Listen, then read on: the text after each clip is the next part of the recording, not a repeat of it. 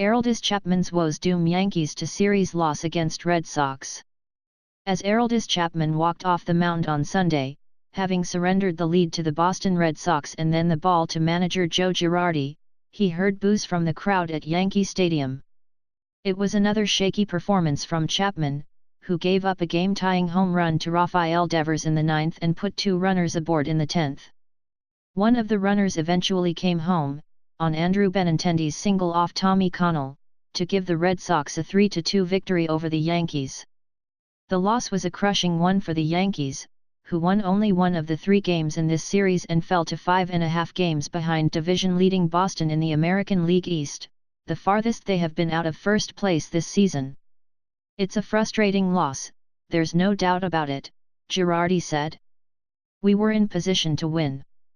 Though the Yankees were once again dominated by the Red Sox ace Chris Sale, who struck out 12 and allowed 1 run in 7 innings, the Yankees were on the verge of victory after Todd Frazier's sacrifice fly put them ahead, 2-1, in the bottom of the 8th.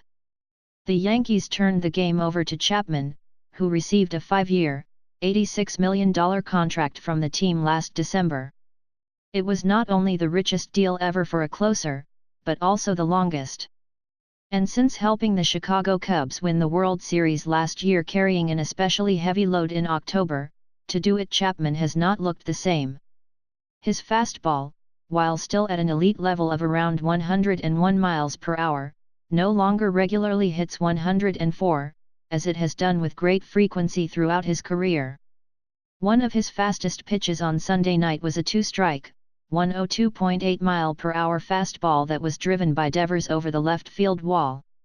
It was the first home run Chapman has allowed to a left-handed hitter since Luke Scott hit one off him more than 6 years ago, a span of 444 batters faced. Sent back out for the 10th inning, Chapman struck out pinch hitter Mitch Moreland but then hit Jackie Bradley Jr. with an 0-2 fastball. After Chapman walked Eduardo Nunez with a 3-2 fastball sailing to the backstop, Girardi lifted him for Connell, who walked Mookie Betts to load the bases. That set up Benintendi, who had hit 3 home runs in the series, to be the hero when he lined a single into right to score Bradley. "I have high expectations of myself, and the last couple outings haven't been what I would like them to be," Chapman said through an interpreter. "You definitely feel bad when you lose a game like that. You put that on your shoulders."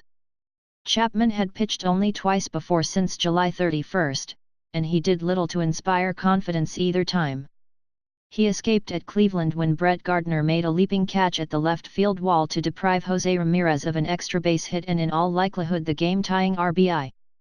And in Friday's win over the Red Sox, Chapman walked the bases loaded with none out before being aided by his left fielder again. Aaron Hicks threw out Nunez as he tried to take third on a deep fly ball.